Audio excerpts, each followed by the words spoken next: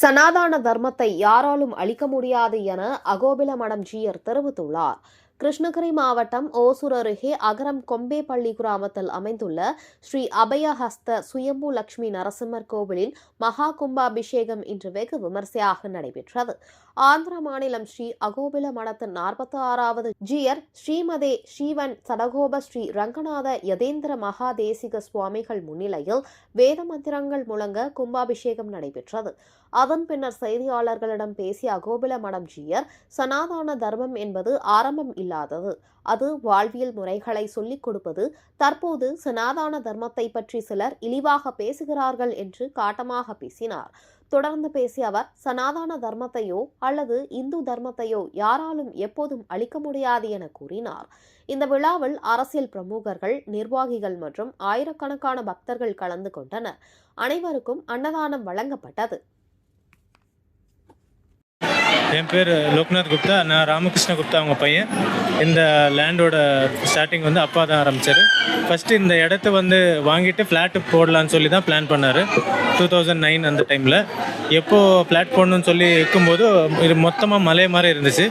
எல்லாத்தையும் உடைச்சிட்டு ஃப்ளாட் போடலான்னு பிளான் பண்ணும்போது ஒரு கல் மட்டும் இங்கே நம்ம இப்போ பார்க்குற சாமி கல் மட்டும் உடைக்க முடியல. ஸோ சுழி வச்சாலோ இல்லைன்னா யாராவது ஆள் ட்ரை பண்ணாலோ 6 அடி தள்ளி விழுறாங்க, முடியல. ரொம்ப பவர்ஃபுல்லுன்னு தெரிஞ்சது. அதுக்கப்புறமா குதூர்லேருந்து நரசிம்மசாமி ஆசிரியர் ஒருத்தர் இருக்கார். அவரை கூப்பிட்டு கேட்டதுக்கு அவர் பார்த்து சொன்னார், எங்கள் நரசிம்மசாமி தான் இருக்குன்னு. அதுக்கப்புறமா கேரளாலேருந்து பிரச்சனை போட்டு அவங்கள கூப்பிட்டாங்க. அவங்க கூப்பிட்டு சொல்லும்போதும் அப்படி தான் சொன்னாங்க, நரசிம்மசாமி இருக்குன்னு. அதுக்கப்புறமா திருப்பி அகோபிலம் மட்டலேருந்து சாமி வந்தாங்க. அவங்க கூட பார்த்துட்டு, ஆமாம் இங்கே நரசிம்மசாமி தான் இருக்குது, அதனால் கோயில் தான் கட்டணும். சரி, எடுத்துகிட்டு போய் ஒரு பக்கம் அந்த மூலையில் வச்சுட்டு அங்கே பூஜை பண்ணலாம், இது மொத்தமாக விற்றுலான்னு தான் பிளான் பண்ணியிருந்தாங்க. க்ரெயினில் எடுத்துகிட்டு போகும்போது கரெக்டாக இந்த இடத்துல க்ரெயின் கட் ஆயிடுச்சு, செயின் பெல்ட் கட் ஆகி இங்கே உட்காந்துருச்சு. அதுக்கப்புறமா திருப்பி ட்ரை பண்ணாங்க, திருப்பி கூட பெல்ட் கட் ஆகி இங்கே உட்காந்துருச்சு. அதுக்கப்புறமா சரி இங்கே சாமி வச்சுட்டா நல்லா இருக்கும்னு சொல்லி இங்கே வைக்கும்போது சாய வைக்கிறதுக்கு இன்னொரு கல்லாக பார்க்கும்போது நம்மளுக்கு அந்த இது ஒரு நந்தி மாதிரி இருக்கும். அதில் நீங்கள் பின்னாடி ஸ்டெப்ஸ் ஏறி பார்த்தா தெரியும், சக்கர தாழ்வார் மாதிரி இருக்கும், சுதர்சன சுவாமி. ஸோ அதை நீங்கள் இப்போ கூட பார்க்கலாம், அப்படி இருந்தது. அதுக்கப்புறமா மொத்தமாக அப்பா தவறுனதுக்கப்புறமா ராஜகோபாலன்னு சொல்லி அப்புறம் அழகேசங்கல்னு சொல்லி எங்கள் ஊரில் லோக்கல் அவங்க எல்லாம் பார்த்துக்குறாங்க. இப்போது அகோபிலம் மட்டத்துக்கு மொத்தமாக எழுதி கொடுத்துருக்காங்க. ஒரு 10% விட்டு மிச்சதெல்லாம் அகோபிலம் மட்டத்துக்கு எழுதி கொடுத்துட்டு இப்போ அவங்க தான் மெயின்டைன் பண்ணிகிட்ருக்காங்க. இப்போ 1.25 ஏக்கர் இருக்குது மொத்தமாக குளம். அப்புறம் அந்த குளத்துக்கு இப்போ 7 அடியில் தண்ணி கிடச்சிருக்கு. இப்போ கூட தண்ணி வந்துடும், வெறும் 7 feet, அவ்வளோதான். மழை இருந்தால் இல்லை, இப்போ கூட தண்ணி வரும். 7 அடியிலே தண்ணி கிடச்சிருக்கு. ஆமாம், 360 தான் தண்ணி இருக்கும். எல்லாம் தண்ணி ப்ராப்ளம் இருந்துச்சு. இப்போ தான் இங்கே தண்ணி வந்ததுக்கப்புறம் எந்த ப்ராப்ளம் இல்லை. தண்ணி இல்லை. லோக்நாத் குப்தா. அதாவது சனாதன தர்மம், சனாதனம்னு சொன்னால் நம்மாலேயோ இன்னொரு பண்ணப்பட்டது இல்லை. சனாதன தர்மங்கிறது அனாதின்னா ஆரம்பம் இல்லாதது இந்த அனாதிங்கிறது. அது யாரால் பண்ணப்பட்டது அப்படின்னு சொன்னால், பகவான் எப்போ உண்டானான்னு நமக்கு தெரியாது. கடவுள் எப்போ உண்டானான் நானாக சொல்லலாம், இந்த நாள் வட்டத்தில் உண்டானா அப்படின்னு இல்லை. இந்த இடத்துல இப்போ வந்திருக்கான், அவ்வளோதானே தவிர அவன் இல்லாத இடமே இல்லை. அந்த மாதிரி இந்த பகவானாலேயே இந்த சனாதன தர்மமானது இப்படியெல்லாம் இருக்க வேணும், இன்னதனால் இருந்தால் இது நல்லதுன்னு சொன்னான். ஒரு சின்ன உதாரணமாக சொல்கிறேன். நாம் எல்லோரும் ஒரு பழைய நாளில் சொல்லுவா, எல்லோரும் கூட வெளியில் போய்ட்டு வந்தால் கால் எலும்பு தான் வீட்டுக்குள்ளே வரணும் அப்படின்னு சொல்லுவோம். ஏன் கால் எலும்பு வரணும்னு கேட்டால், நாம் சாஸ்திரம் அப்போ அவங்களாம் இது சாஸ்திரம் பண்ணக்கூடாது சொல்லணும்னு சொல்லிட்டாங்க. இப்போது உங்களுக்கு புரியணும்னு சொன்னால் வெளியில் போயிட்டு வரும்போது எத்தனையோ அசுத்தங்கள்லாம் காலில் படுறது.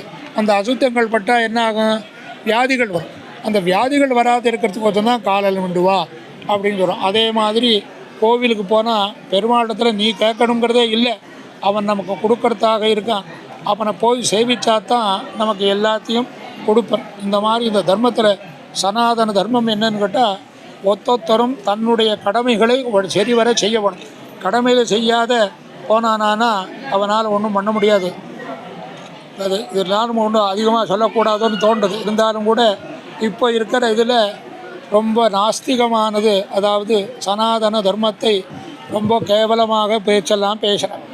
ஒரு இது பேசினத்துக்கு ஏதோ சொன்னதுக்கு அதுக்கு உதாரணம் சொல்கிற போது ஏதோ ஒரு காரணம் ரொம்ப எல்லாரையும் கொண்ட கடைசியில் எல்லாரும் போகக்கூடிய இடம் இருக்க அந்த இடத்த உதாரணம் காமிக்கிறோம். அந்த இடத்துக்கும் இந்த இடத்துக்கும் உதாரணம் சொல்ல முடியுமா? திருப்பரங்குன்றத்துக்கும் இந்த இதுக்கும் உதாரணம் சொல்லியிருக்கேன். அந்த மாதிரி உதாரணமெல்லாம் சொல்கிறதெல்லாம் இந்த தர்மத்துக்கு விரோதம். ஆனால் சொல்கிறவாள் எல்லாரும் என்னென்னு கேட்டால் தனிமைப்பட்டதில் அவள் எல்லோரும் இதுலேயும் தான் இருக்கா. தனிமைப்பட்டதில் இந்த மாதிரி இருந்துட்டு தான் இருக்கா. அதனால் அந்த நம்ம தர்மத்தை யார் என்னென்ன சொல்லப்பட்டதோ நமக்கு சொன்னது வசத்துது, நம்மளால் நமக்கு சொல்லப்பட்டது இன்னொருத்தருடைய நாம் போய் அப்போ அதில் போய் நாம் சேர்ந்தோம்னா அது பாபத்தை தான் உண்டாக்கும். நிச்சயமாக சொல்கிறேன், பாபத்தை தான் உண்டாக்கும். ஒரு இதுக்கு சொன்னால் நாம் ஒரு தப்பு பண்ணுறோம், பெருமாட்டத்தில் போய் சேவிச்சா அவன் தப்பை மன்னித்து இனிமேல் பண்ண வைக்காத பண்ணுவான். நம்ம இப்போ நாம் படத்தில் என்ன பண்ணால் நீ எப்போ வேணால் தப்பு பண்ணலாம், எப்போ வேணால் நீ வந்து இது பண்ணிக்கலாம் அப்படின்னு சொன்னால் அது எப்படி தர்மமாகும்? அந்த மாதிரி முடியாது. அப்பேற்பட்ட இந்த வசந்த தர்மம் சனாதன தர்மங்கிறது யாராலையும் அழிக்க முடியாது, ஒருத்தராலையும் எப்பவும் அழிக்க முடியாது. ஹிந்து தர்மத்தையும் ஹிந்துவனுடைய தர்மமானது யாராலையும் அழிக்க முடியாது. ஏதோ கொஞ்சம் என்ன பின்னாக இருக்கலாம், அது முன்ன பின்னால் இருந்தாலும் கூட அது இதுவாகத்தான் பிரகாசமாகத்தான் வரும். அது மாதிரி எல்லாரும் நமக்கு சொல்லப்பட்ட நம்மளுக்கு சொல்லப்பட்ட ஒரு காரியங்களை செய்து பகவானுடைய அனுக்கிரகத்தை அடைய முடியுமாக பிரார்த்திக்கிறோம். நாராயணன்.